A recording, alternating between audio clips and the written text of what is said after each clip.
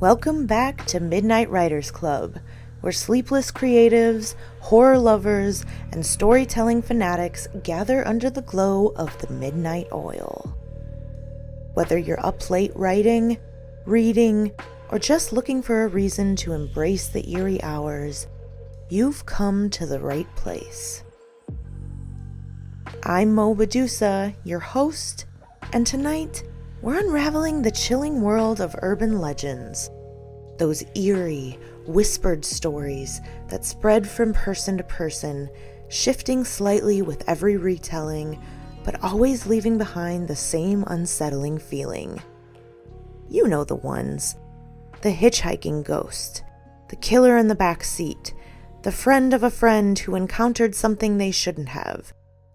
But why do these stories stick with us? And more importantly, why do they feel so real? Urban legends are modern folklore.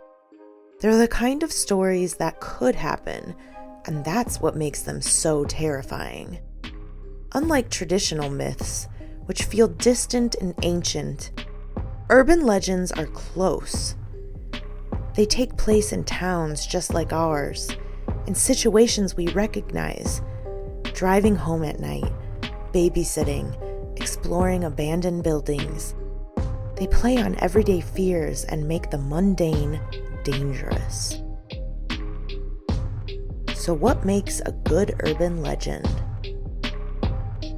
Well, typically they have a few key traits. 1, they feel personal. You've probably heard a version of the legend that starts with, "This happened to my cousin's friend." 2, they involve a warning. Don't pick up hitchhikers. Don't say Bloody Mary in the mirror. Don't go into the woods after dark.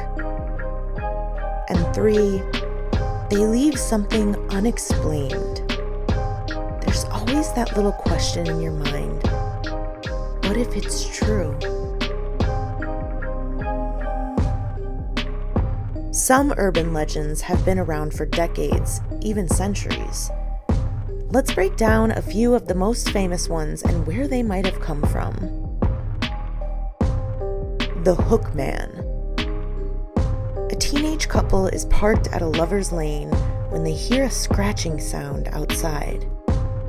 They drive away in terror, only to find a bloody hook hanging from the car door.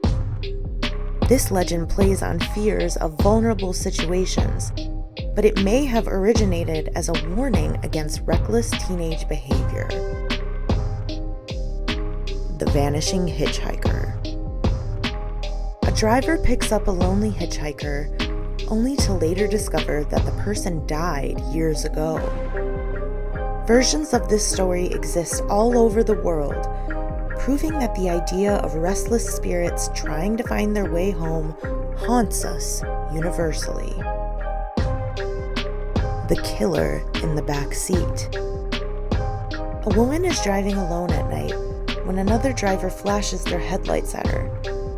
She makes it home safely, only to discover someone was hiding in her back seat the whole time.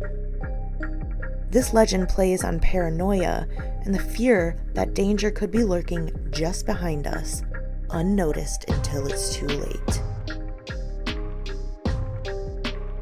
Many of these stories have real-life inspirations, blending half-truths with pure fiction until we can't tell the difference anymore. Urban legends aren't just scary stories. They serve a purpose. They reflect our fears, our warnings to one another, and sometimes even our morality. They survive because they evolve. In the past, they spread by word of mouth. Today, they spread through social media, creepypasta, and viral horror stories.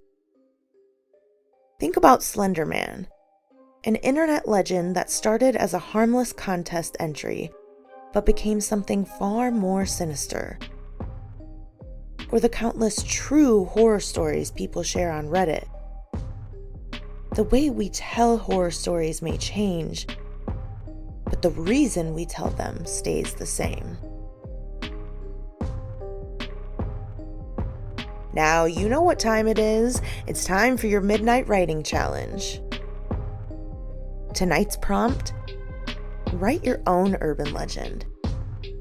It should feel almost real. Something that could be whispered between friends, passed down through generations, or spread online as a warning. Bonus points if you make it feel specific to a certain town or location. And as always, if you write something based on this prompt, tag me or send it my way. I'd love to see what eerie myths you can create. That's it for tonight's episode of Midnight Writers Club. If you enjoyed this, don't forget to subscribe, follow, or carve my name into an old oak tree. Whatever feels right. Next time, we're talking about something deeply personal: nightmares. What do our scariest dreams say about us, and how can we use them in our writing?